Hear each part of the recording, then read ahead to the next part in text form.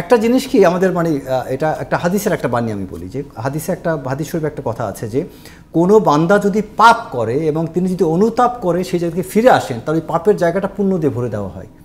তো এটা হচ্ছে যে মানে আল্লাহ তাআলাও স্বয়ং সৃষ্টিকর্তা এটা খুব পছন্দ করেন যে আপনি ভুল করতে পারেন বাট ফিরে আসতে পারছেন।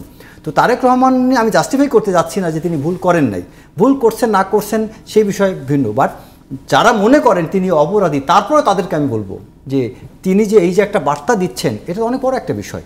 তিনি এই মুহূর্তে দাম্ভিকতা দেখাতে পারতেন, অহংকার নিয়ে কথা বলতে পারতেন, তিনি কিন্তু তা করেননি। তিনি তার কথাবার্তার যথেষ্ট মার্জনীয়ভাবে তিনি অনেক কিছু সুন্দর পজিটিভ বার্তা দিচ্ছেন। আচ্ছা, আরেকটা বিষয় হচ্ছে কি জিয়াউর রহমান সম্পর্কে কিছু একটা বিষয় যে আমরা শহীদ রাষ্ট্রপতি জিয়াউর রহমান সম্পর্কে বাংলাদেশের মানুষ শুধু রাজনৈতিক প্রেক্ষাপট থেকে তাকে নিয়ে অনেক কথা বলে। আপনি দেখেন আমি একজন সেনা কর্মকর্তা হিসেবে আমি কিন্তু নিজে বুঝি যে একজন ওনার রাজনীতিবিদ বা একজন অ্যাডভোকেট ওনারা কিন্তু অনেক সিদ্ধান্ত একা নিতে পারেন, কিন্তু একজন সেনা কর্মকর্তা হয়ে একটা সিদ্ধান্ত নেওয়া যখন মুক্তিযুদ্ধের সময় তিনি যে ভূমিকা নিয়েছিলেন এই সাহসটুকু কিন্তু কেউ দেখাতে পারেননি। বহু বীর সন্তান বহু রাজনীতিবিদ অনেক কিছু করেছেন, কিন্তু জিয়াউর রহমান যে সিদ্ধান্তটা নিয়েছিলেন তিনি জানতেন যে ফেল করলে তাকে কোর্ট মার্শাল তাকে হত্যা করা হবে, তিনি এটা জানতেন এবং এর সাজা ভয়াবহ হবে, তাও একটা সিদ্ধান্ত নিয়েছিলেন। এই যে সাহসিকতা জিয়াউর রহমান যা দেখিয়েছেন সেই সাহসিকতা বিএনপির মধ্যে জেগে উঠতে হবে সত্য এবং ন্যায়ের জন্য, জাতীয়তাবাদী খুব গুরুত্বপূর্ণ। তারপর আরেকটা বিষয় হচ্ছে যে লাস্টে একটা কথা যে বিএনপি আওয়ামী লীগকে তুলনা করা হয়, এই তুলনাটা আমি কখনোই বিএনপি আওয়ামী লীগকে এক জায়গায় তুলনা করা যাবে না। কারণ কি আপনি আওয়ামী লীগ সবসময় অসাম্প্রদায়িকতার কথা বলে, কিন্তু বাস্তবে আওয়ামী লীগ সাম্প্রদায়িকতা সবচেয়ে বেশি করছে। কিভাবে? এই যে কোটা সংস্কার যেটা নিয়ে আজকে বৈষম্য বিরোধী আন্দোলন এটা দেখেন, তারপরে এই যে আপনার মুক্তিযুদ্ধের পক্ষের শক্তি, মুক্তিযুদ্ধের সপক্ষের শক্তি, বিপক্ষের শক্তি, এই যে বিভিন্ন বিষয় নিয়ে আওয়ামী লীগ সবসময় একটা পক্ষ নিয়েছিল।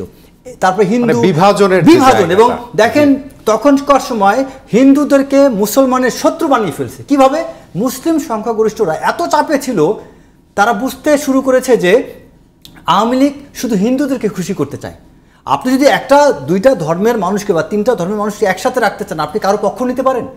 আপনি কারো পক্ষ নিতে পারবেন, আপনাকে সবার জন্য করতে হবে। আচ্ছা, তারপরে হচ্ছে আর অর্থনৈতিক উন্নয়নের ক্ষেত্রে সবচেয়ে বড় ভূমিকা জিয়াউর রহমান রেখেছিলেন। এই যে পোশাক শিল্প, বৈদেশিক কর্মসংস্থান, এটা কার সৃষ্টি? জিয়াউর রহমানের। আওয়ামী লীগ নির্ভরশীল ছিল আপনার ভারত এবং সোভিয়েত ইউনিয়নের প্রতি, আর জিয়াউর রহমান কী করছেন? তিনি পাশ্চাত্য কান্ট্রিগুলোর সাথে সম্পর্ক উন্নয়ন করেছেন, চীনের সাথে সম্পর্ক উন্নয়ন করেছেন, সার্ক গঠন করেছেন, তারপর IMF, বিশ্ব ব্যাংক, জাইকা, এইসব জায়গায় সম্পর্ক কে করেছেন? জিয়াউর রহমান। সো এই যে আপনার বিশ্বায়ন, জিয়াউর রহমান সে আজ থেকে 30 বছর 40 বছর আগে তার পরিকল্পনা অনেক সুদূর প্রসারী ছিল। আমাদের দুর্ভাগ্য যে আমরা তাকে বেশি দিন পাইনি। তো আমি বলবো যে আমাদের সত্যিকার অর্থে আমি বিএনপি যারা তাদের জন্য একটা বার্তা দেবো, তারা যেন একটা জিনিস কখনো মনে না করে তারা ক্ষমতা চলে আসছে এটা না ভেবে তাদের ভাবতে হবে আমরা পূর্বে যে ভুল করছি এই ভুলটা করব না। জনগণের পালসটা বোঝা খুব গুরুত্বপূর্ণ। জনগণের পালস বুঝতে হবে এবং সবার প্রতি রেসপেক্টফুল হতে হবে, ক্ষমার দৃষ্টিতে দেখতে হবে এবং তাদের বুঝাতে হবে আওয়ামী লীগ বিএনপি ডিফারেন্ট।